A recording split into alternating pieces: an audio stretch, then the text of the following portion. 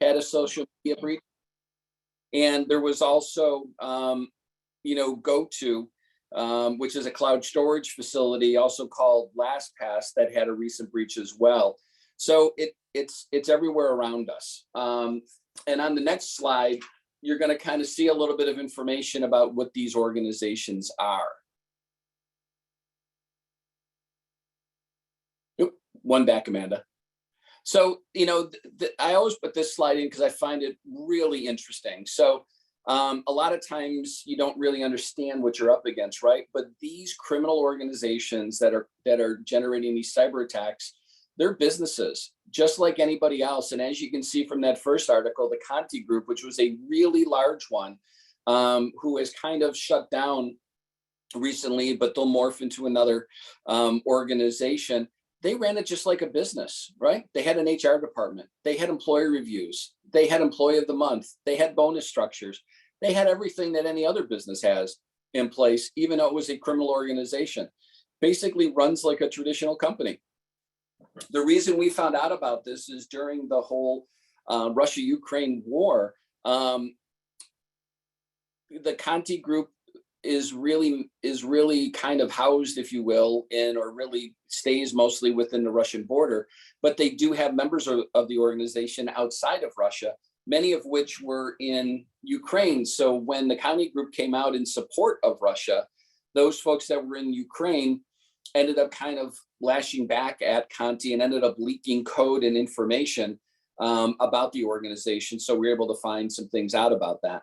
The second article about Lapsus, I have to put this in there because for the longest time I would talk about these organizations aren't what they used to be. It's not Skippy sitting in their parents' basement, playing around with the computer and launching these attacks. But in this case, it was. This Lapsus group was like no other group that we've seen in cyber attacks for the longest time. They were very bold and boisterous. They posted a lot of things on social media. They didn't really fly under the radar, but they were very successful at what they did. And we couldn't really figure out why are they acting that way. Come to find out, it was a bunch of 16-year-olds. There was a 16-year-old in Oxford, England, that they arrested for doing this. There was another one in Portugal and one in Brazil, all 16 years old, that were launching these very, very sophisticated attacks at organizations. There is also a new trend out there that's called hacktivists. So these are organizations that are trying to make a political or a social statement by attacking certain companies and either preventing them from being able to operate, posting malicious things on their website, whatever it may be. But there's now this all new hacktivism that seems to be upcoming too. On the next slide here, it's really something specific to small businesses. Amanda, if you can go, yeah, there you go, perfect. So this one's about small businesses, and this one really talks about a lot of the things that I like to talk about small businesses, right? Is why are small businesses under attack? Why don't they just go after these big companies where they can make lots of money? They go after small businesses because typically they lack cybersecurity. They don't have that infrastructure that larger companies have, so they're vulnerable to attacks. In fact, 43% of the attacks, as the article says, happen to small businesses. And even sadder than this is that 60% of all small businesses that have a cyber attack end up not being able to recover within 6 months. Just think about that. If you have a cyber attack and you can't restart your business for a couple of months, can it survive? So that's why it's really important that we start talking about a lot of the things, that's happening out there and things that you can do to prevent it. So on the next slide, just a couple more quick facts. So most damaging and widespread for small businesses is really phishing attacks. And these have gotten so sophisticated, right? So I know we all do a lot of phishing exercises. We get trained on how to identify these emails. But they are so much better than they used to be. Just a couple of years ago, it was the wrong color for UPS or FedEx, or it wasn't the right font for Amazon, or the colors were off, or the wording was horrible that you could tell it was a phishing attack. Now, even to the most sophisticated folks, it's very difficult to tell if it's a phishing attack or not, unless you know specifically what to look for. But sadly, even after people are trained, on average, 4% of people still click. 4%. The sad thing about that is you just need one. If one person clicks, it could download that malicious malware onto your system and affect everything. The other trend that's taking place right now is spear phishing. So spear phishing is very focused phishing attempts at certain individuals, usually owners of businesses, C-suite people, could be people that are the most, vulnerable, that they think they can trick into opening the email. And how do they do that? They get to know you. They look at your Facebook pages, at your business page, at anything that's out there to identify, do you like animals? Do you have small kids? Do you focus on certain charities? Do you do certain things within your communities? What's your hobbies that you tend to post? And then they have focused phishing attacks on those items so that you go, oh my God, look at that cute puppy. I want to click on it. And now you've downloaded malware. And in the supply chain that we talked about with SolarWinds and Cassia, this is the biggest concern, I think, in the industry right now. Is it's no longer if an attack can happen to one company, but how can it happen to multiple companies? And we'll talk a little bit later about how insurance carriers are limiting what they want to pay for those type of attacks. We talked about already, here's another study that again showed 43% of cyber attacks are aimed at small businesses, but only 14% are prepared. That 43%, I've been doing these cyber talks for about 4 years now, almost 5. That 43% has held solid almost through that whole time. It's been consistent that these cyber criminals are going to look to small businesses to make their revenue. On average, it takes about 277 days to identify and contain a breach. Why is that important? You could be having a breach right now and not even know about it. These cyber criminals are so good now, they get into your system, they move laterally, they want to gain as much information as they can about your organization and infect as many machines as they can before they launch that cyber attack, because they want to be successful. They want to make sure you're going to pay the ransom, or that they can do something to you to make sure that they're going to somehow gain money off of this. And then, of course, the human element continues to drive this. I mean, roughly 82% of breaches involve a human element, a mistake somebody made, an oversight that they've had. So training is really the key here. And we'll talk about that a little bit more. Next slide, please. So kind of continuing with a little bit of the current trends, ransomware, right? So we talked about this before. It's when somebody gets in and they either locked or encrypt your system. A couple of years ago, they started doing something more than that. They started the double extortion, which means now they're stealing information from you and they're going to threaten to post it someplace on a public site that everybody can see if you don't pay them. The triple portion of this comes in 2 phases. One is they now data mined all that information as they stole from you. So what can they find in there that may embarrass you or make you want to pay this ransom if you're not willing to pay it up front? Or they actually get your customer information and start reaching out to your customers to influence them to contact you to make sure that you pay the ransom. So again, these criminal organizations, for the most part, they just want to make money. We talked about business email compromise continues to be the primary attack vector. It just continues to be too easy for them to access it. One of the new things we're seeing is actually fund transfer fraud. So this is when someone is able to steal money from you. They contact you via email or phone saying, hi, we're your ABC vendor. We just wanted to let you know that we changed our bank. Here's our new bank and routing number. Please send future payments there. That's not the organization. That's somebody getting in between a cyber criminal and now skimming off that money. Or it's somebody that's contacting your customers, telling them that you've changed that information. And instead of getting paid, now they're getting paid. And it's gotten really good. I don't know if any of you have seen some of the deep fakes that are out there. There was one with Tom Cruise a little while ago. You watched the video, looked like him, sounded like him, was not him. All computer generated. Same thing with Barack Obama. They had one out there of him, wasn't really him. It was all computer generated again. They've now taken the deep fakes to the next level and actually are able to clone voices and impersonate owners of businesses, CFOs, CEOs. So when someone contacts them to confirm, that you want money sent here or that this information should be changed, they agree. And it ends up unfortunately taking place, and now that money is gone.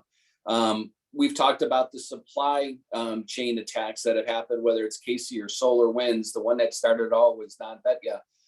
But there's plenty more to come. And again, it's about really affecting thousands of businesses instead of just one. And this happens, like we talked about, software updates with your MSPs, your managed service providers, could be a cloud provider. Any of these organizations could have a mass cyber attack that takes place through them. And then what we're seeing is more and more government regulation all the time, both on the federal level and on the state level. Fines are increasing, and we're going to spend a little bit of time talking about that. But I know this is all a little bit on the scary end. We're going to have good news in a minute, I promise. Do we have any questions we can answer real quick?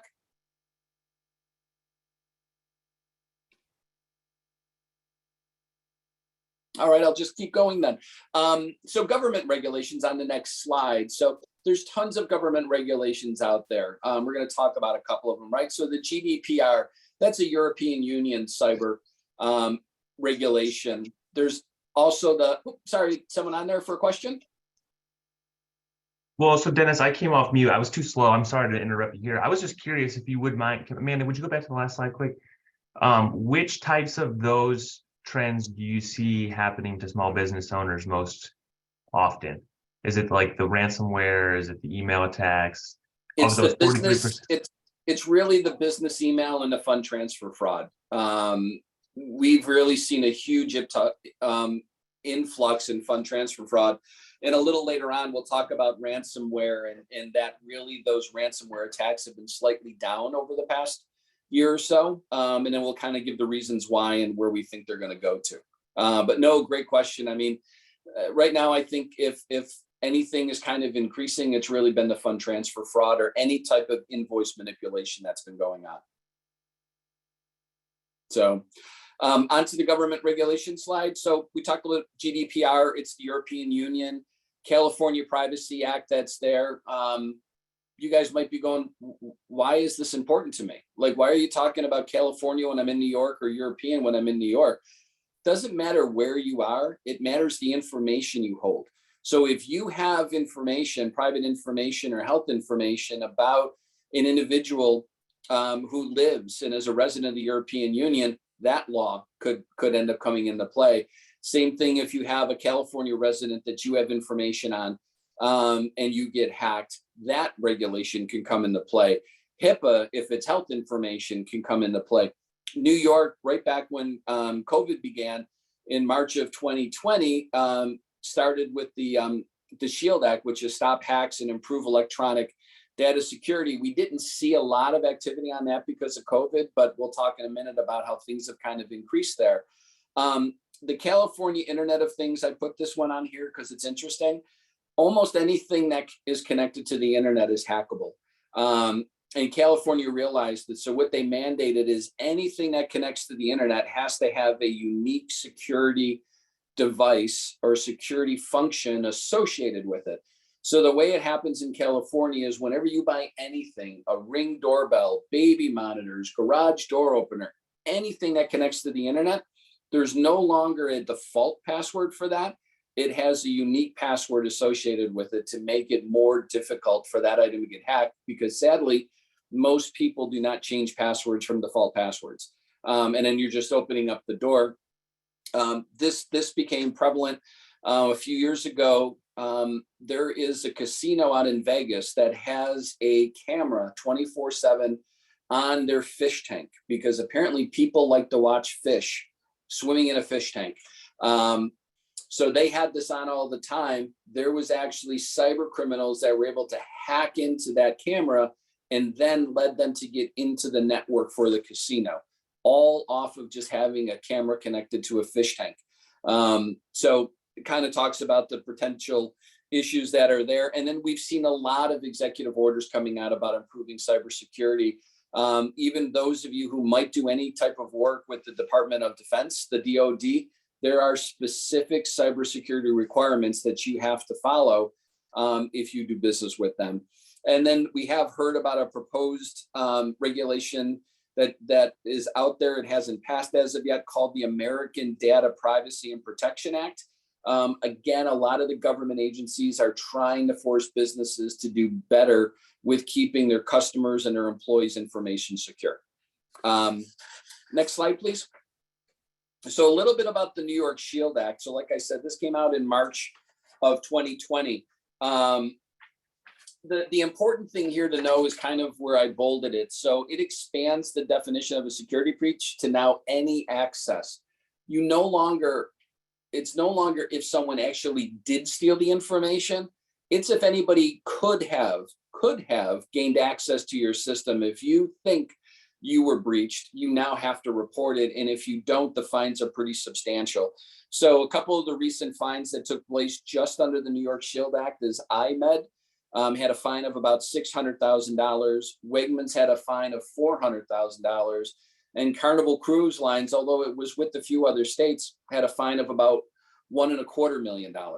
So significant fines that are out there. So again, it's not just about protecting your business and making sure you can continue to operate. It's about avoiding, these regulations and potential fines that could be out there for you.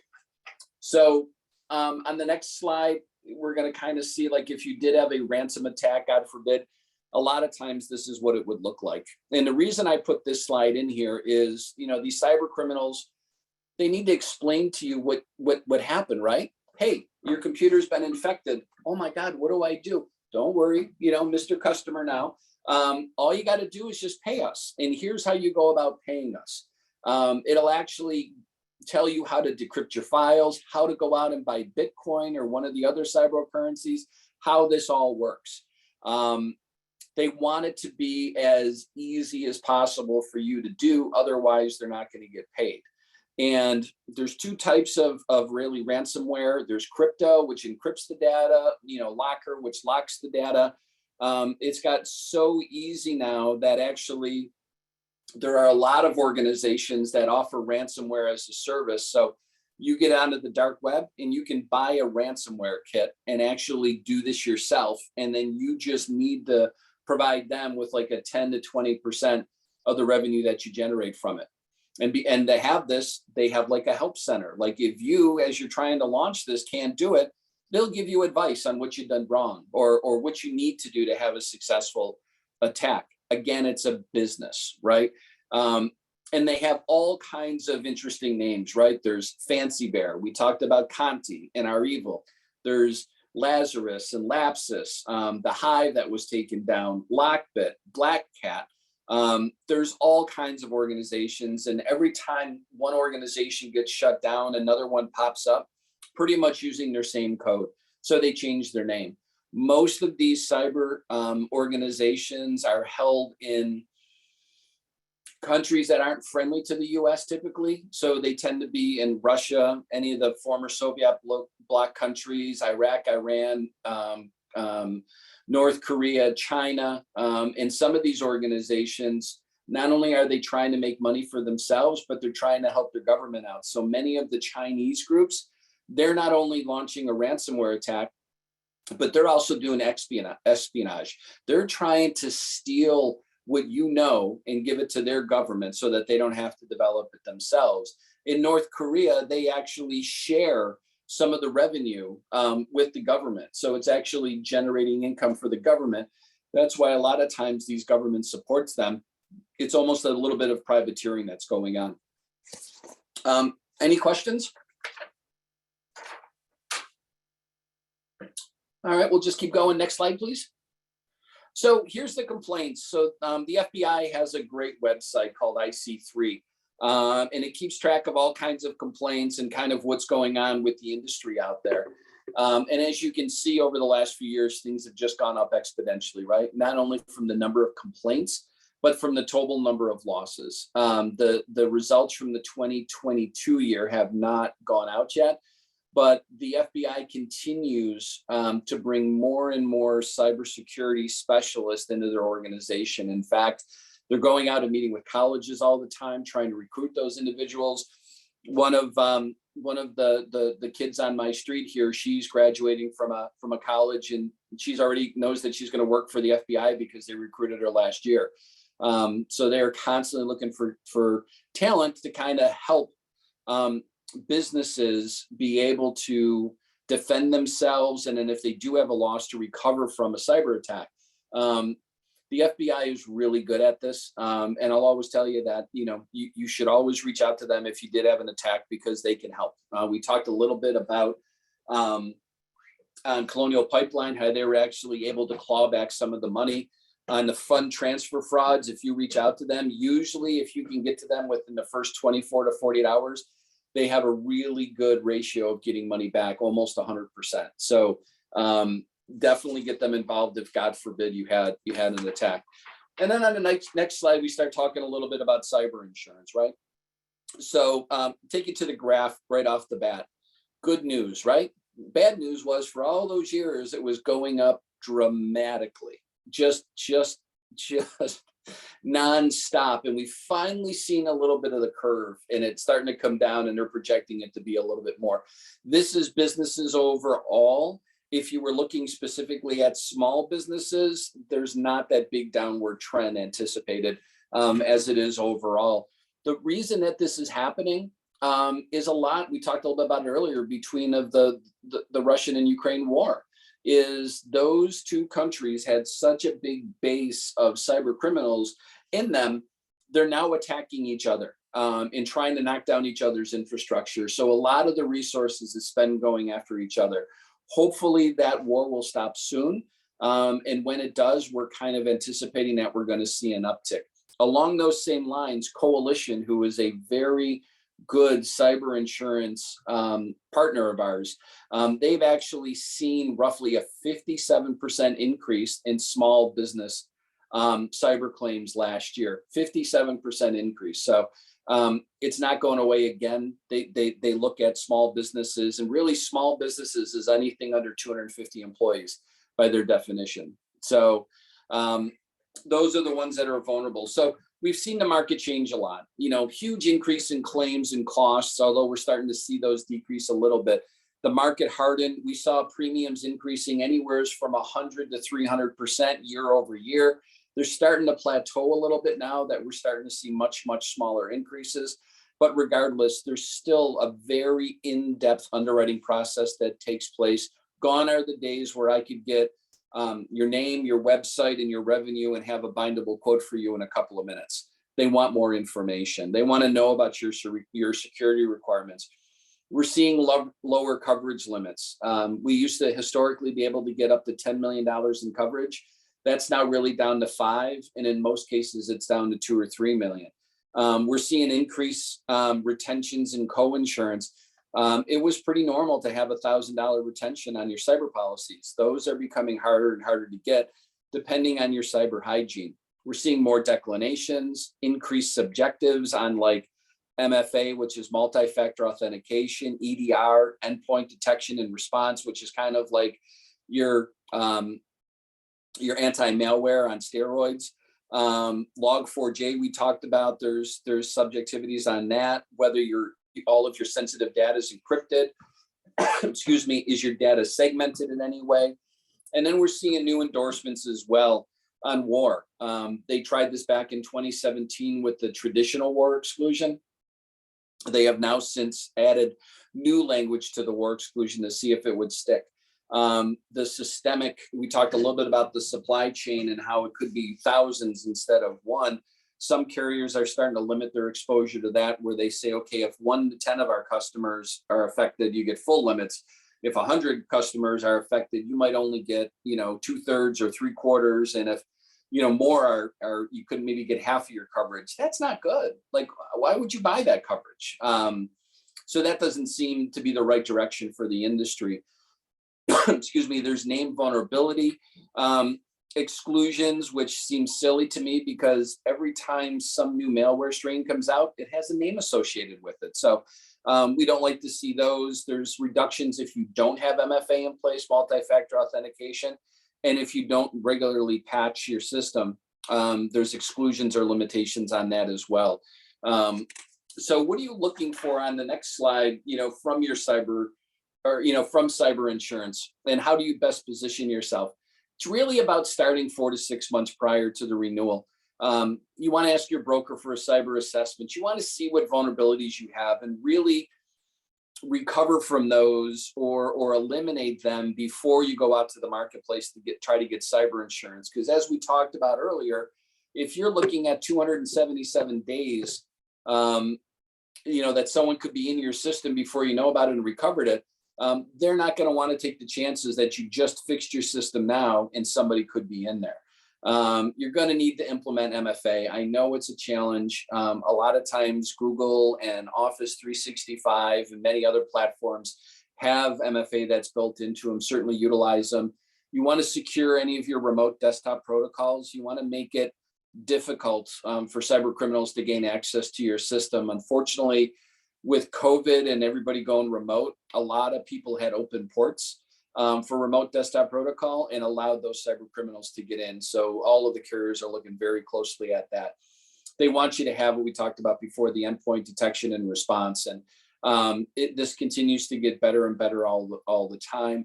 Need to enable all of the email security that you can, encrypt all of your sensitive data. You want to remove and replace any end of life or end of support software. I don't think many of you would have that. It's really tied to a lot of manufacturing facilities that are operating off of older platforms that don't have new software or don't have updates to the software that they have. And you definitely need to have backups. They need to be regular, daily, multiple times a day. They need to be encrypted. Air gapped is when you're almost pulling it out of the machine and sticking it on a shelf, not connected to electricity or to the internet itself. And then you want to test it to make sure that you can recover if you do have a loss. Now, some cyber coverages you want to make sure you have on the next slide. There's a couple of different sections. There's third-party liability. So this is what you could be responsible paying for behalf on somebody else. But you also want to make sure you got first-party coverages. This is what would cover if you get attacked and you lose money or income. And it's really that breach response that is key. And in fact, better policies have what they call a breach coach associated with them. This is usually an individual. Many times it's an attorney or somebody that has a law background that can help hire your forensic firms to come in and do all of the forensic IT work. They can hire a legal firm to start coming in and gathering information to identify whether it does need to be reported to any agency, whether you did break any of these regulations and could potentially be fined. What are your requirements in terms of notifying individuals whose data has been potentially breached? Those are key individuals that can act very quickly and really limit and mitigate the loss that you could incur because of this breach. You want to make sure it's got crisis management and public relations, cyber extortion and ransomware payment, independent business interruption, your digital asset restoration, and then a couple of things that some carriers don't like to include, but you need to make sure it's included on your policy, is hardware replacement, which is bricking. So that's if your laptop, your Surface, your printer, your service just got damaged in the cyber attack, that those can be replaced. You also want to make sure it has cybercrime and social engineering on it, because as we talked about with that fund transfer fraud, that's kind of the up and coming thing. You want to make sure that you have coverage for that, because your normal business crime policy may not cover that. It really ends up being about the triggers of the policy itself. And speaking about policies, the one thing you need to understand on cyber insurance is all cyber policies are different. Carrier A to carrier B to carrier Z, they all have different language. They cover different things, different triggers. They're all very different. There's no common platform like there is for many of the other coverages that you might buy, like workers' compensation or auto or general liability. They all follow the same form. Cyber insurance is not like that. It's all very unique. And having a standalone cyber policy is almost always better than just having an add-on cyber endorsement onto any of your underlying policies.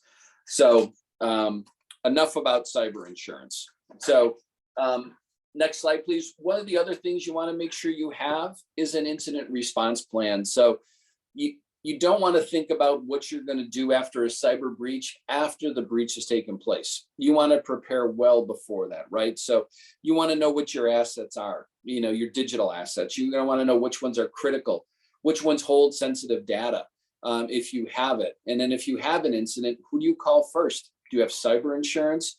Do you not have cyber insurance? If you don't, do you have a cybersecurity vendor you could call, or a cyber attorney that you could call and bring them in? And then you want to figure out from a detection and analysis standpoint, what happened, what assets were affected, how can we deal with this? And then you want to start with the containment, the eradication, and the recovery from it. You want to minimize the impact as best you can. You want to get that malware out of your system. You want to be able to block additional things from entering your system. And then, of course, be able to restore your system, hopefully from clean backups. And then, like any incident response plan, you want to have a post-incident, what went right, what went wrong, so that, God forbid, if you have it again, you can learn from this experience to hopefully recover a little bit quicker and more effectively moving forward. Some other things to consider on the next slide from an incident response standpoint is you want to hold at least annual cyber drills to kind of go through the plan. You want to look at various different areas, like, if it was a finance, attack, if it affected your scheduling system, your electronic records, if it affected a key vendor, or if there was even a lost device, like, how do you handle that? So you want to be able to come up with different types of drills to almost any situation that could arise. You're going to want to identify key personnel that if they're not available, who are their backups? These cyber criminals are smart. They're going to attack you at the most inopportune time for your organization. They're going to make it so that you have no choice but to pay that ransom or to do what they're asking you to do. So don't make it easy for them. And then you want to make this part of your regular performance meetings, like how you can improve your business. You want to always think about it from a cybersecurity standpoint. And then if you have cyber insurance, you want to certainly look and see what services are available to them. Unlike most coverages, cyber coverages do offer a host of services.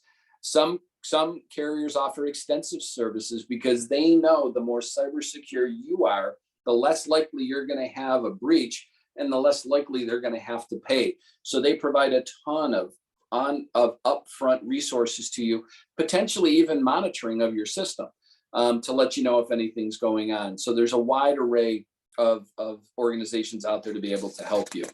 All right. So now what can you do to help yourself, right? So on the next slide, we're going to talk about some best practices. Some of this we've already talked about, right? So increase your email security and your phishing training. Key. We talked about this is the vast majority of how people are getting into your system. The other key thing is, and I know it's a bad word for many people, but multi-factor authentication, MFA, you need to do it. Many carriers feel that 80% of their claims would be eliminated if MFA was in place. 80%. MFA is getting easier to use all the time. It's getting more sophisticated all the time. Use it. Trust me, down the road, these cyber criminals are going to get smart and figure out a way around it. But until they do that, let's take advantage of everything we can to minimize their impact of getting into our system. You really got to maintain full backups. They got to be encrypted. They got to be air gapped, and they have to be tested. It's no good having a backup if you can't restore from your backup. So make sure they're tested. Make sure you know how to restore for them. You want to enable all secure remote access. You don't want to just let people into your system that shouldn't have access to your system. And you're really looking at a couple of key things with that. So any type of admin privilege, any type of access to sensitive data, those things you really need to secure. You need to regularly patch your software as often as you can. You probably all get updates almost every day on your phone, right? Like from the App Store that you need to do an update. Most of that is not because they want that app to look nicer or to function, better. It's because of a security flaw that they've identified in many cases. So update often on everything, whether it's your phone, your iPad, your Surface, whatever you have. When patches come out, utilize them and update it. You want to scan for malicious software. We talked about those EDR tools. These tools are getting better and better all the time as well, and getting cheaper. Take advantage of those. That's a really good way to protect your system. you want to encrypt all your data, whether it's on your phones, your tablets, anything. If you encrypt it, it's harder for these threat actors and bad actors and cyber criminals to get to. Next one is important. You want to utilize favorable third-party and vendor contracts. I can almost guarantee you that most contracts you have out there, those vendors are going to want to limit their liability to the annual cost of your contract. That's not good enough.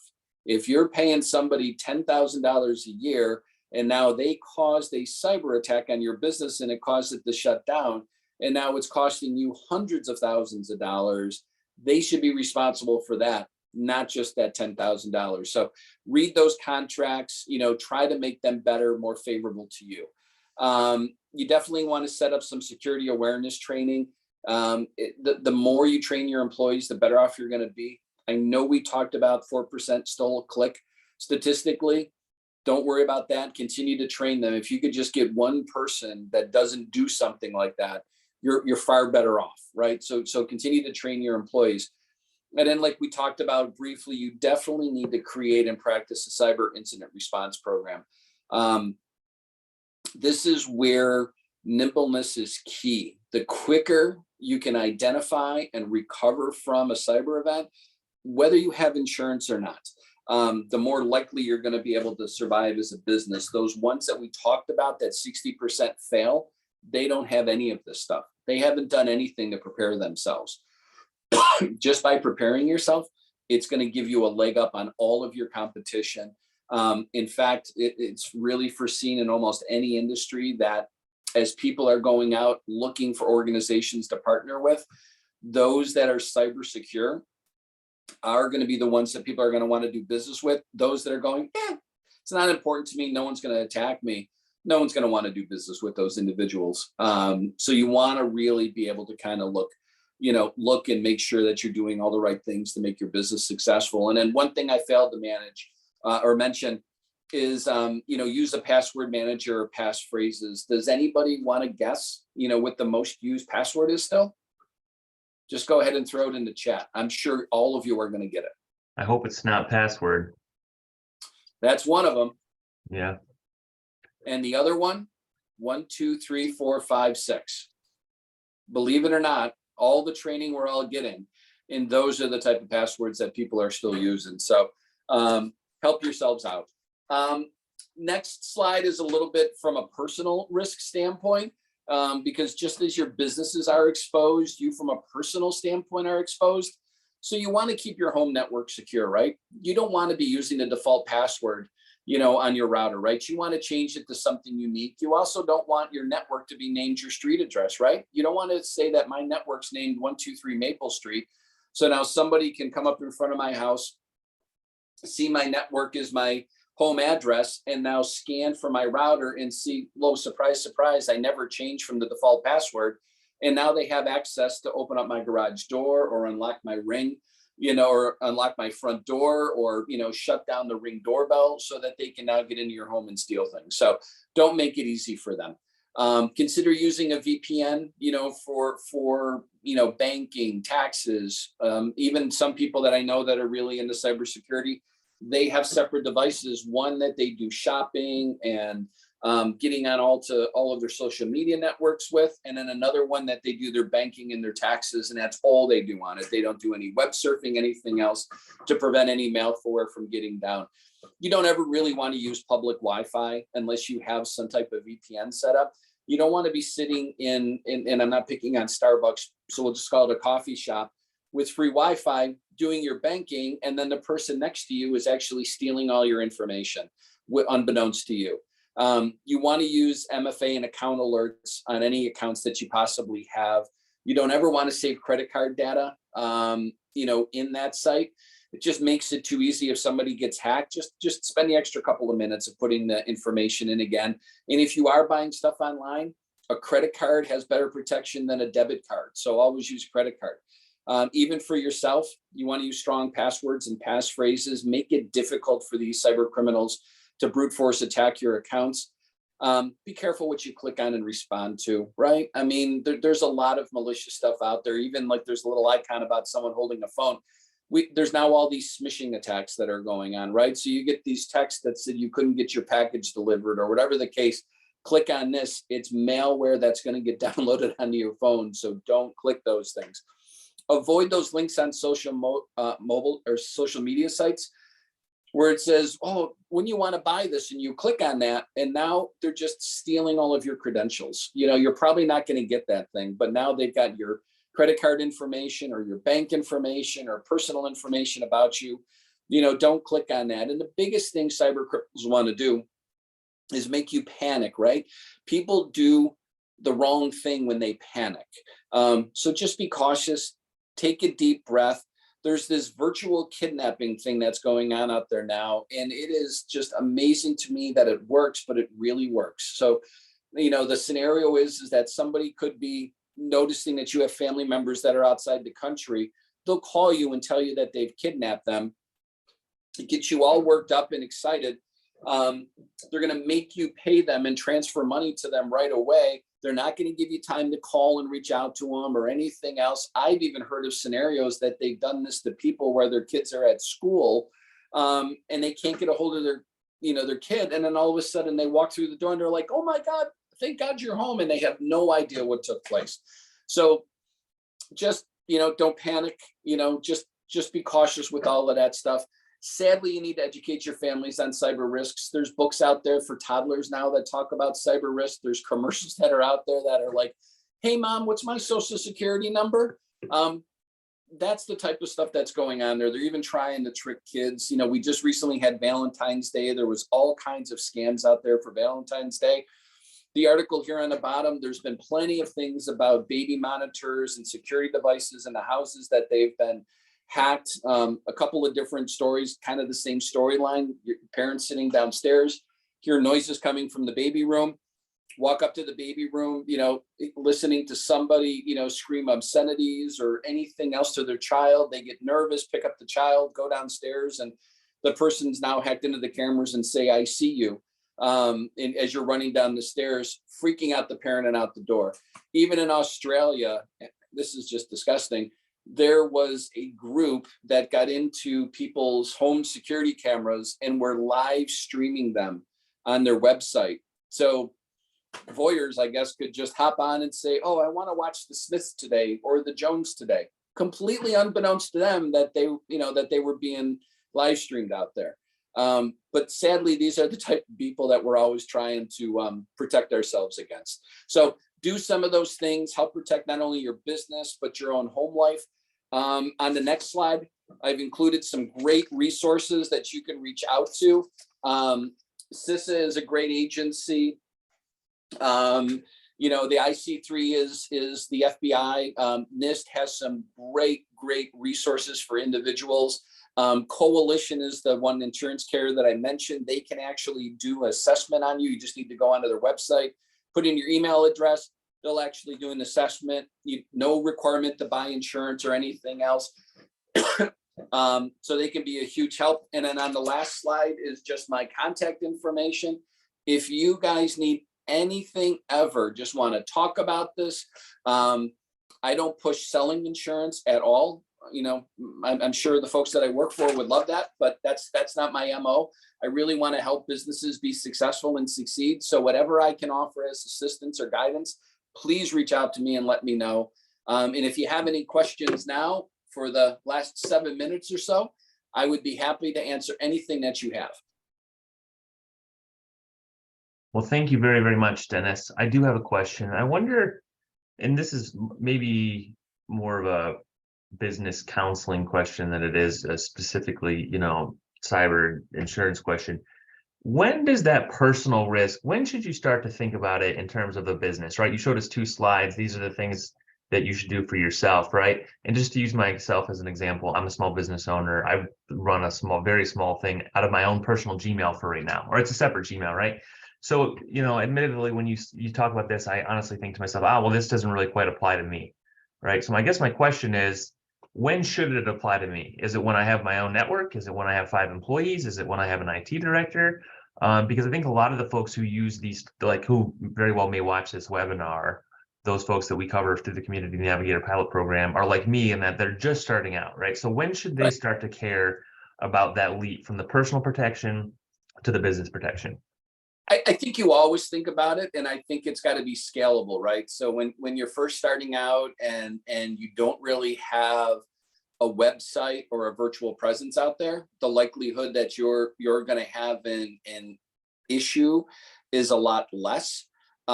You're still always going to be exposed to that phishing attack. I mean, if you're posting things on social media, LinkedIn, Facebook, anything else about your business and how you want to capture more customers, it's going to get the attention of these cyber criminals. And if they could find a way to get you to click under malicious malware, they're of course going to do that because they're always looking to make money somehow. But really, once you get a website and you have any type of e-commerce going on, that's when it really starts to pick up from there as well. And even from a manufacturing standpoint, we're seeing such a huge uptick in manufacturing, whether it's really ultra small businesses of a handful of people up to thousands of people. That's an industry that's really under attack right now. So I would say as you're building your business, just kind of the cyber hygiene stuff that we talked about, that's all stuff to consider as you're building, because it's going to be cheaper to get into that stuff up front than it is going to be after the fact. So if you start like on your Gmail account, Max, just have all that MFA and everything, already turned on, because you can just turn that on. It's just literally just a click. So all of those things, just kind of protect yourself as you're going along, is the best way to do it. I have a question. So I am not super knowledgeable on differences between Apple products and non-Apple products, but I've always heard that like iPhones are less susceptible to attacks. Is that actually true, or is there kind of like a software you could put on an iPhone or an Apple product? No, it's a really good question. So Yes. statistically, there is a lot fewer attacks on Mac and iOS systems than there is on non-Mac and iOS systems. Part of that is because of the number of people that use those other systems. So there's not a lot of businesses that run on Mac Yeah, systems. we're not interested. But there are a lot of systems, a lot of businesses that are running on other Microsoft or any other Windows-based system. So that's part of it. But Apple has been successful. There has been some breaches with Apple where cyber criminals have been able to turn on the camera or the listening device. But most of those have been identified pretty quickly and shut down. But good question though, Amanda.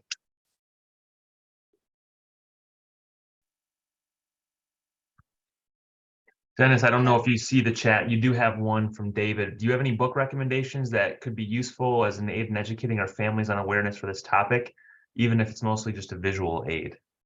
Oh, you know what? I don't know the name of the books. I did do some research about 8 months ago or so.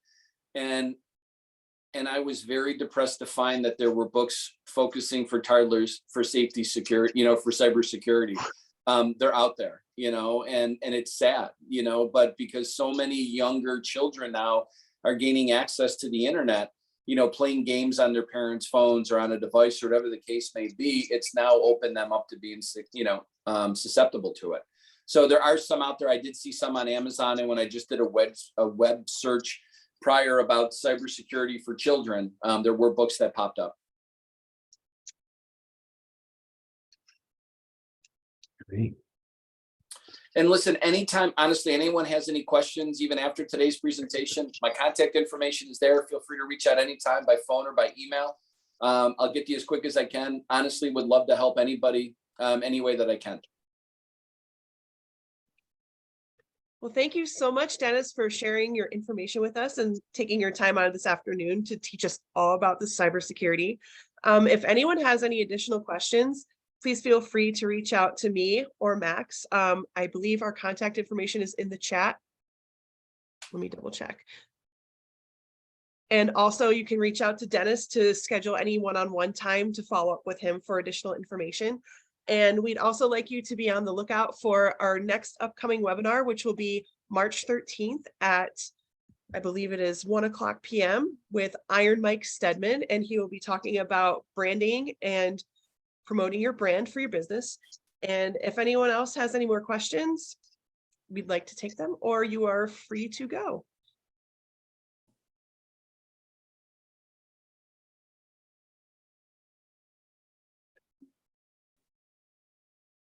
Amanda, you want to stop the recording? Yes.